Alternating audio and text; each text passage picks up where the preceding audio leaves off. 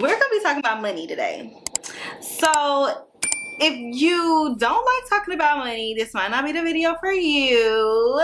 But I personally feel like I love this new wave of paid transparency. I think that it is so beneficial for those that are interested in entering different fields, just want to know what's possible. Me personally, like, that helped me in seeing what's possible. I saw today a data scientist tweeted that he makes $300K. Now that is after like stock and bonus and the whole package, but I'm like, I need that. So that helps me see what's possible. So I'm hoping that this video can actually be that type of resource for y'all as well.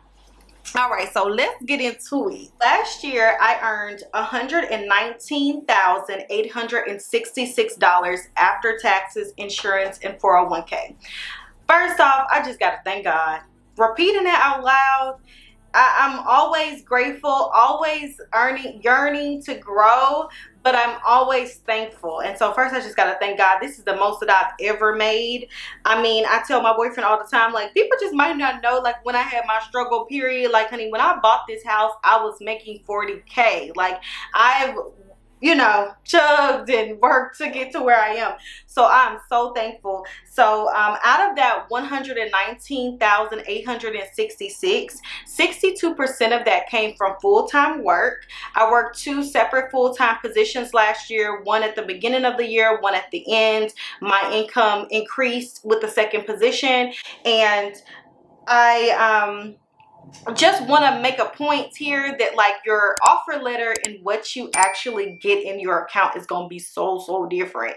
So kind of look online and do those little calculators for your own state and try to see. That can help you when you are negotiating, when you are doing your offer letters, things like that. That's something that I was not thinking about. Coming from 40K, I was looking at offer letters of 89,000. I'm like, I'm sold. Give it to me, you know.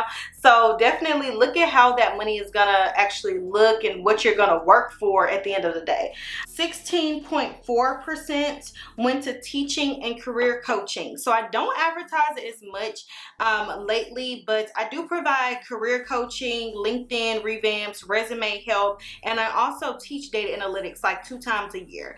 And I have some things coming soon with that too that I'm working on, like post-graduation.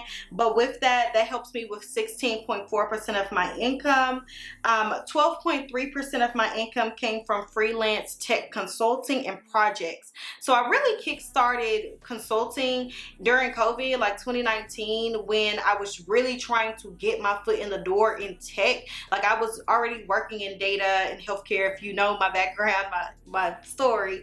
But I wanted to actually be at a tech company, and I wanted to just get closer to data science at that time. So I was really taking a lot of different jobs just with small businesses in Nashville, nonprofits, churches, helping analyze their data, clean Excel spreadsheets, different things.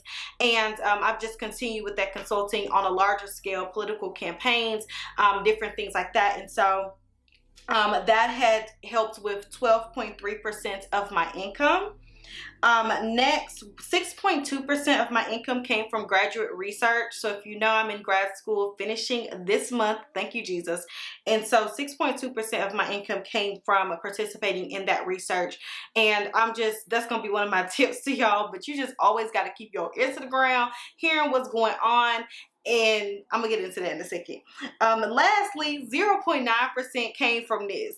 It came from social media, influencer marketing, and that's a really small percentage. So let's be a little transparent about YouTube for a minute. Like, last year with YouTube, I made like $600. It wasn't even enough to actually file on your taxes. They didn't even send me a thing. But we praying for increase, we praying for growth. But that's what I made on YouTube last year, just so y'all know. But I also got a little bit of change from like Amazon storefront, Like to Know It, Instagram Reels, like little things like that, and it came up to $1,000 and some change. So that are my 5 streams of income, and I'm gonna get into a couple of lessons learned that I have. And I actually did not use Notion today, y'all. Oh my gosh, I didn't use Notion, so my notes are like really messy. So sorry if I'm like chaotic. So number 1, life is unpredictable. And we kind of already know that, but I gotta restate it. Life is unpredictable. And so it's so just pressing time more than ever to have multiple streams of income. Now, of course, ideally, we think about passive income, right? And that's kind of a next step for me. That's future goals. But having multiple streams of income is so, so important right now. When I was working, my second full-time role that I had last year was actually a contract role. And I took it because I wanted to work remote. I know that it's like superficial, but that's just what I was led to do. And they had it for a 6-month contract, and I kept asking them, like, is it gonna stay 6 months? Like, what is it looking like? And closer to closer, they were like, oh no, you're fine, you're fine. And then HP did like a massive layoff, and so they were like, oh yeah, that contract about to be up. And that was literally, I think they told me like 2 weeks before. It was something like that, to where like it rocked my world. Was it 2 weeks? It was maybe a month before. It was something like really close notice, because it happened in October and I had my birthday in September, and you know I balled out. So I was like, oh crap. And I had Afrotech in November. So I was at Afrotech November and December. I didn't work. I didn't work full-time job. I did not work. And so that is why it is so important to have these multiple streams. During that time, I was able to do other things. I had other things going on that did help. And of course, you have your savings, you have your cushion too. But I had other things going on to where I didn't even really have to use my savings, which was a blessing. So life is unpredictable. Next up, oh, and getting into the life is unpredictable. I'm sorry, y'all. This is chaotic. Getting into the life is unpredictable part. When I was in undergrad, I actually wanted to do pre-med. And that was the reason why I wanted to do pre-med, because I was like, doctors always have a job. You don't hear about doctors like looking for a job. And so that did have me for a moment really like bummed about being in tech. Like, I know that I talk all the time about like Betty in tech and like Black in tech, blah, blah, blah. But I was like very bummed and was like, did I make the right decision?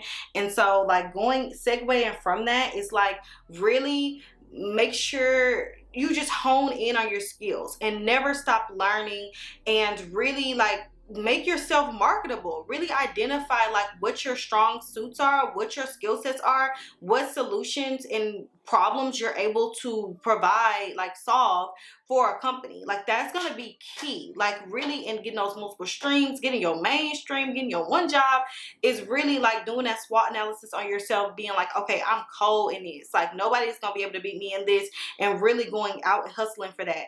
That is like a huge skill for me. I feel like even though I was in that state where it was like, dang, things are down, I was able to really go out there. And so that's kind of the next thing, is networking. Like, networking is key.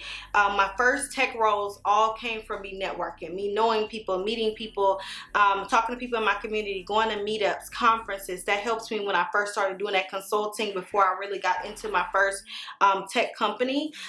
So still do that. Don't just wait till you're looking for a job to network with people. And a lot of people do that.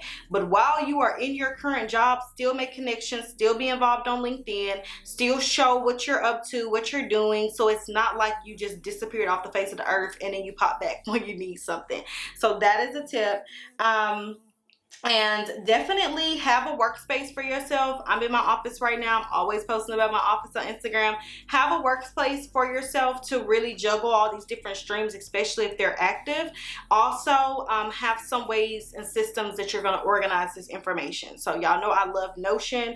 I love using that for tracking the different projects that I'm doing, different deadlines I have. So definitely use tools like that to stay on top of everything and be organized.